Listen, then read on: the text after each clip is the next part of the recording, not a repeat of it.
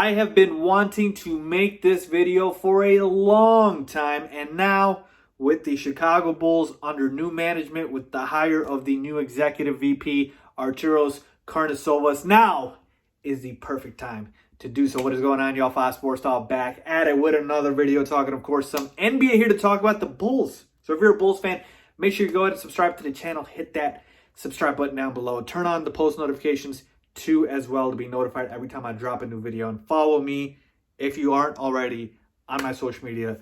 Links down below in the description as well as on the screen. My Twitter, Instagram, all of that good stuff. So you guys see the whiteboard behind me, which means it is time to go to school. It is an educational commentary. I am going to give my plan on how to rebuild the Chicago Bulls, because now that is what is going to happen with this new executive VP Arturas Karnisovas from the Denver Nuggets, their former general manager. I'm going to show my plan on how to fix the Chicago Bulls, and hopefully, if he is watching, I know he's not, but I'm just saying, hopefully the plan goes something similar to this. So with that being said, let's get started. Obviously, we've got our title here, How to Fix the Chicago Bulls. They should really say how Arturas Karnisovas can fix the Chicago Bulls, but you get my point. And then year one, because this is going to be a multi-year rebuild, folks. It is very rare to have a rebuild. It just doesn't happen in a year. This is going to take some time, but it is fine because they are going to hopefully do it the right way this time, okay? So I'm going to explain the other years as well. But let's start, obviously, with year one. What are the steps? What are the first couple of steps that Arturas needs to take in year one? And the very first step, you guys probably expected it. You should have. It's fire Jim Boylen, okay? I mean, do I need to explain myself? I don't know why there are reports out there that Jim Boylen expects to stay as the Bulls head coach. I don't know where he got that from, but it's not happening. Arturas is going to give Jim Boylen the boot, okay? And here's the thing. I don't hate Jim Boylen. He seems like a nice guy, but again, he's just not a fit for the coach for the Chicago Bulls, and not really any team, because I've said this before, and I will say it again. If Jim Boylen gets fired, let me correct myself. When Jim Boylen gets fired by the Chicago Bulls, there won't be a single NBA team that will hire him to be their head coach. I would be very, very surprised by that. So this is more of a formality at this point. It is going to happen. Jim Boylen was a John Paxson, Gar Forman hire. He is going to get fired by Arturas, and it needs to happen ASAP. Step number 2, hire a GM. Now, again, some of these seem very, obvious to you guys, but listen, I'm going to get into the nitty-gritty here. Let's get the obvious stuff out of the way. Hang with me. They need to hire a general manager. Now, there's reports out there that the Bulls are going to look at hiring a minority general manager. I don't care. Hire the best person, okay? I don't mind. It's great that they're looking at everybody, and they should be. Look at all the candidates, okay? Some of the guys thrown out there, Michael Finley, Shane Battier. Again, there's a number of good general manager options that are out there. So they need to, or Arturas needs to hire a general manager that fits his vision. And he even had a general manager that he could bring over from, or I shouldn't say GM. He's got some personality he could bring over from the Nuggets that he worked with. So just needs to bring somebody like-minded, and obviously a GM that is, analytical, a GM that understands, obviously, what needs to get done. Okay? Obvious step here. Number 3 is another obvious step. Hire a head coach. Duh. So once you fire Jim Boylen, you got to hire a new coach. Look, same thing here. Hire somebody that fits the culture that you're trying to build here, and that's going to be the overarching part here, because a large part of what the Bulls and Arturas are going to be doing here is changing the culture of the Bulls. This isn't just a year one goal. This is a every year goal. I mean, this should be the overarching theme for Arturas Karnisovas to be able to change the culture here in Chicago. So hire a head coach. Look, Kenny Atkins is out there. He's a great fit to me personally because, again, he's a great coach for rebuilding teams. He did that with the Nets. So he's out there. Again, there's other guys out there. I can make another video talking about more in depth about the candidates, but he needs to hire a coach for sure. Okay, and then finally, part 4 is decide the core. What do I mean by this? The Bulls and Arturas needs to decide who do we consider on the team our core? Okay, so with the Nuggets, they had their core with the Jokic, with Jamal Murray, maybe it's Michael Porter Jr. now. So they need to decide, the Bulls do, who's the core, who's outside of the core. So to me, right off the bat, I would say the core is Zach LaVine, it's Lauri Markkanen, those two for sure. Kobe White to me is part of the core, and then possibly Wendell Carter Jr. I'm not sure about him completely, but those three certainly would be part of the core. And this is important because the core is who's going to get the playing time, okay?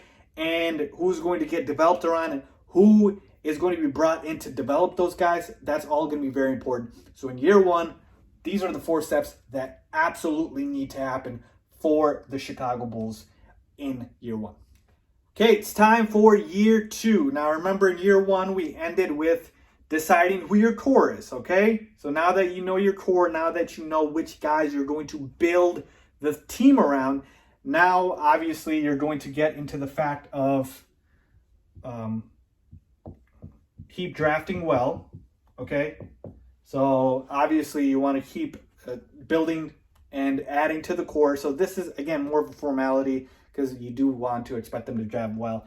But more so, the second and more important point here is it's time to trade the bad contracts, okay? Because once you have found your core, you can kind of get rid of everybody that doesn't, really fit into that core, and especially the bad contracts. So the bad contracts, the Bulls really don't have a lot, but one certain bad contract is Cristiano Felicio. Year 2, he's going to be an expiring deal, so get rid of him and trade him for a draft pick. Just clear out that salary cap. I mean, he's awful. I don't care if you give him away for free at this point. Trade away his bad contract. Trust me, salary cap is an asset in this league, okay? So you need to trade away the bad contracts. Now, there's other guys. Tomas Satoransky, he's getting paid, 3 years, $30 million.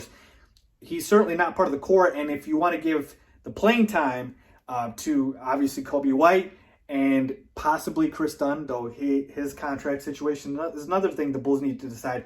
Again, this comes as part of the core conversation I talked about. If Chris Dunn isn't part of the core, and I don't expect him to be, then how are you going to bring Chris Dunn back, or are you going to trade him? So, again, trade the bad contracts and who doesn't fit in as part of the core.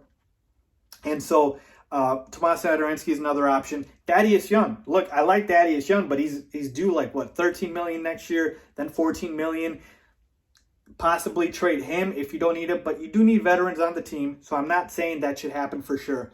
But we do know Felicio's contract needs to be gone as well. And then kind of adding to this point is see who fits, okay?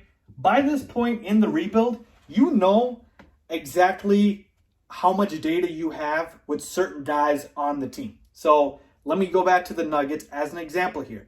The Nuggets had Nikola Jokic and Jusuf Nurkic, okay? They traded for Nurkic, remember, from the Bulls. They literally got Nurkic from the Bulls on draft night.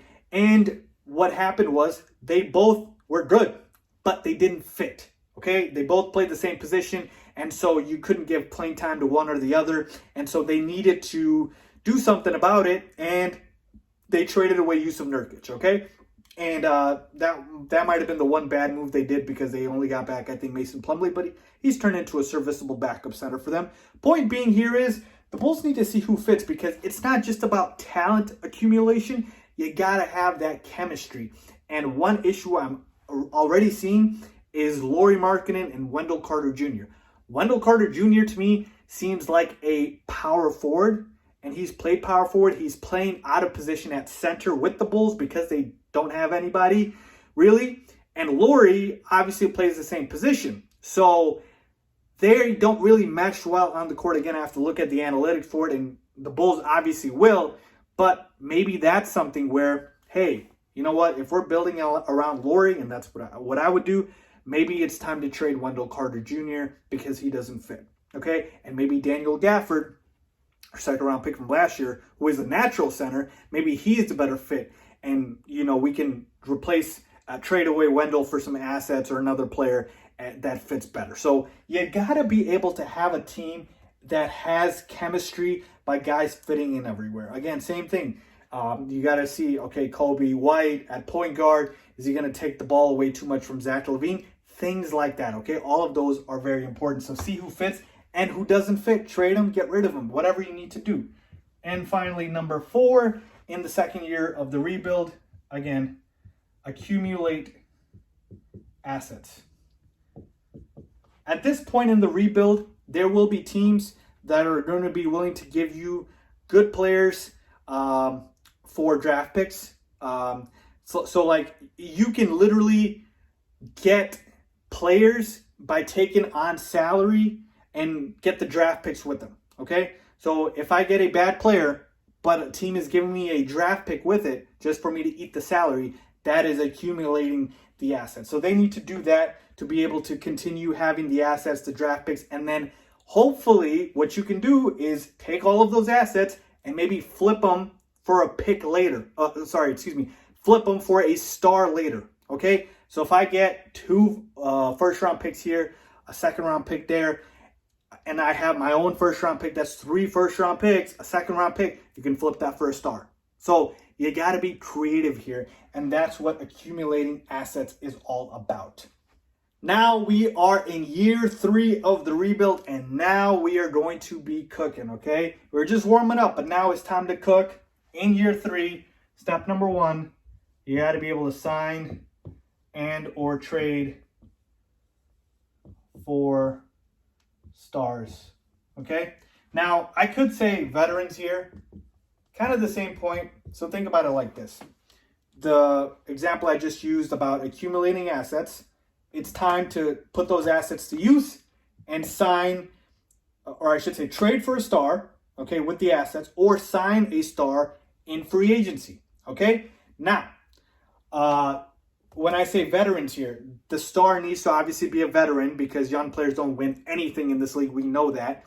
And so if you get, a star on the market and you bring him in, and now you automatically propel yourself to a contender. Now, let's say that doesn't happen and there's no stars out there for you to get. The Nuggets, going back to the example, obviously with them, their star ended up being Nikola Jokic, okay, who they drafted.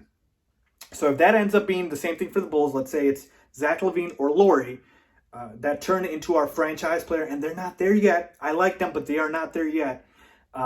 If that ends up being them, then you trade for veterans like Denver did for a Will Barton, or sign Paul Millsap. So they weren't stars. Will Barton, Paul Millsap, they're not stars, but they're solid veteran players that complement your studs.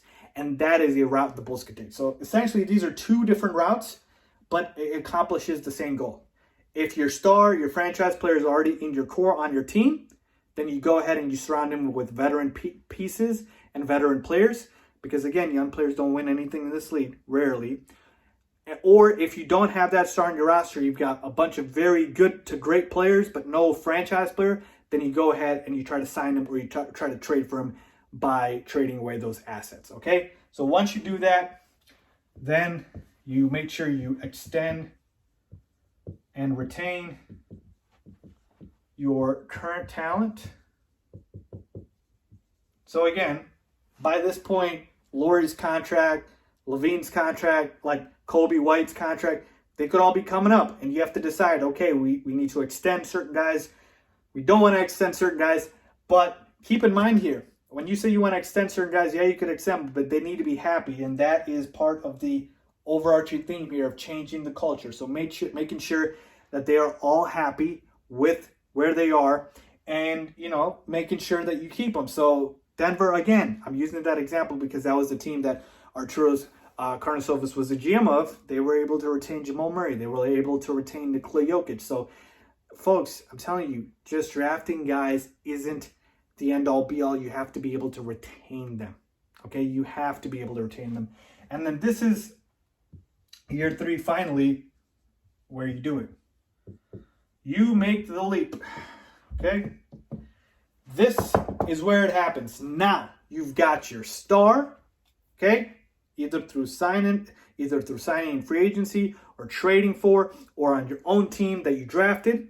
You've got your star, you've got your veterans, you've got your complementary studs pieces, you've got your coach, you've got your GM, You've been playing together for a while. The chemistry is there. The team fits. Everything is in place for you to be able to make that leap. And that is essentially how the Bulls rebuild should go. Okay, so by year 3, again, might be a little too aggressive, but by year 3, the Bulls should be able to make that leap from playoff team to championship contender. Okay, so in 3 years, essentially what happened with the Denver Nuggets, I believe they had an 8-game improvement from like 46 wins to like 54 wins. You need to be able to do that. Have that leap from playoff team. Right now, the Bulls are a borderline cusp playoff team. So they make the leap to playoff team, and then they make the leap to, I would say like in the top 5, and then it's like championship contender, okay? So by year 3, I believe it's possible. So there you have it, folks. My plan on how to fix the Chicago Bulls in just 3 years by taking these moves. So let me know if you guys agree or disagree with the video. If you liked the video, make sure you go ahead and you give this video a big thumbs up. Make sure to subscribe. As always, thanks for watching.